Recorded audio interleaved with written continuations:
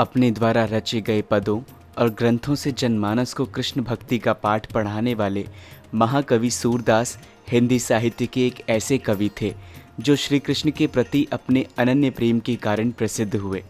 उन्होंने सूरसागर, सूरसारावली और साहित्य लहरी जैसे अत्यंत उत्कृष्ट एवं कालजयी रचनाओं के माध्यम से कृष्ण के प्रति अपने प्रेम को प्रकट किया। वे भक्तिकालीन युग के कृष्ण काव्य धारा के कवि थे। उनकी सभी रचनाएं वात्सल्य और श्रृंगार रस से परिपूर्ण हैं। सूरदास के जन्म स्थान और जन्म तिथि समेत उनसे जुड़े कई विषयों पर हिंदी साहित्य के जानकारों और विद्वानों में सदा से ही मतभेद रहे हैं। 84 वैष्णवों की वार्ता के अनुसार उनका जन्म रुनकता में हुआ था, जबकि भाव प्रकाश के अनुसार सूरदास जी का जन्म सीही नामक गांव में हुआ था। उनका जन्म एक निर्धन शाश्वत ब्राह्मण परिवार में हुआ और वो मथुरा और आगरा के मार्ग में स्थित गऊ घाट पर निवास करते थे।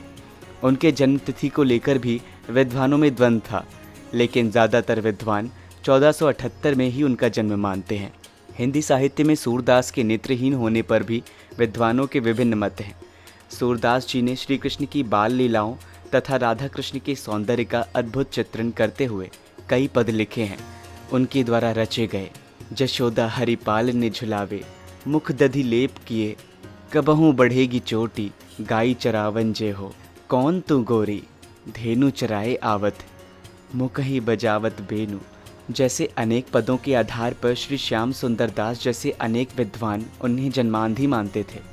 उनका मानना है कि कोई जन्मांध व्यक्ति सौंदर्य और श्रृंगार का इतना मर्मस्पर्शी चित्रण नहीं कर सकता, जबकि श्री हरिराय और गोकुलनाथ जैसे विद्वानों ने उन्हें जन्मांधी माना है। सूरदास जी ने कई ऐसे पदों की भी रचना की है जिसमें वे स्वयं को जन्मांध बताते हैं। हजारी प्रसाद द्विवेदी जी के अनुसार सूरसागर के कुछ पदों से यह ध्वनि अवश्य निकलती है कि सूरदास अपने को जन्म का अंधा और कर्म का अभागा कहते हैं, पर सब समय इसके अक्षरार्थ को ही प्रधान नहीं मानना चाहिए।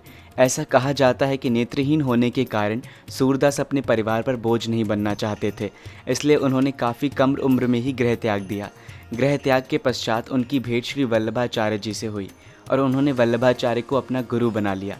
वल्लभाचार्य जी ने ही सूरदास को कृष्ण भक्ति का मार्ग दिखाया था। महाकवि सूरदास जी ने अपने जीवन काल में सूरसागर, सूरसारावली, साहित्य लहरी, गोवर्धन लीला, प्राण प्यारी, नाग लीला जैसे कई ग्रंथों की रचना की, लेकिन इन सभी में से सूरसागर, सूरसारावली और साहित्य लहरी को ही महत्वपूर्ण माना गया। उनके द्वारा रचित ग्रंथों में सूरसागर सबसे ज़्यादा प्रसिद्ध हुआ।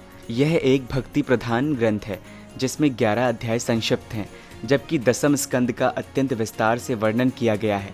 ऐसा कहा जाता है कि सूरदास जी ने इस ग्रंथ में करीब 1 लाख पद लिखे थे, लेकिन वर्तमान समय में मौजूद संस्करणों में 5000 पद ही मिलते हैं।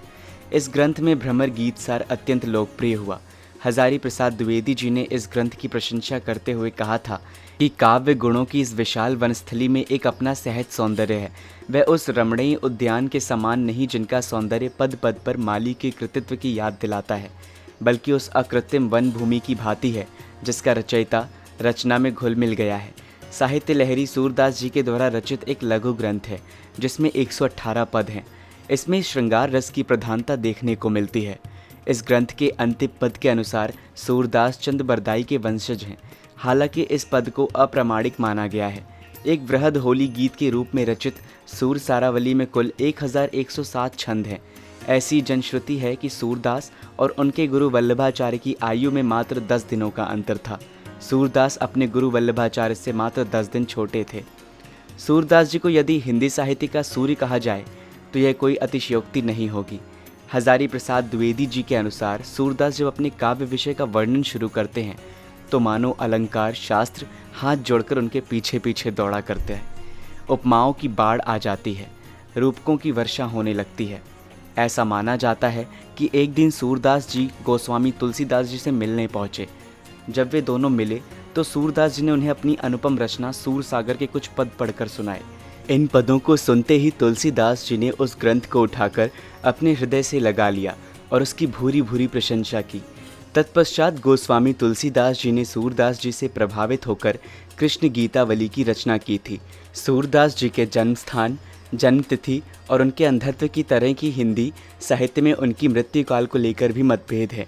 ज़्यादातर विद्वानों के अनुसार सूरदास जी की मृत्यु सन 1583 में परसौली नामक स्थान पर हुई थी। सूरदास जी के पद और उनकी अमर रचनाएं आज भी प्रसिद्ध हैं। भारत समन्वय परिवार की ओर से अपने भक्तिमय पदों और ग्रंथों के माध्यम से जनमानस को भक्ति रस की अविरल धारा में डुबोने वाले महाकवि सूरदास के श्री चरणों में शत शत नमन। हमारा प्रयास है कि सूरदास जी के इन मर्मस्पर्शी ग्रंथों और पदों के माध्यम से लोक कल्याणकारी कृष्ण भक्ति की ओर अग्रसर हों।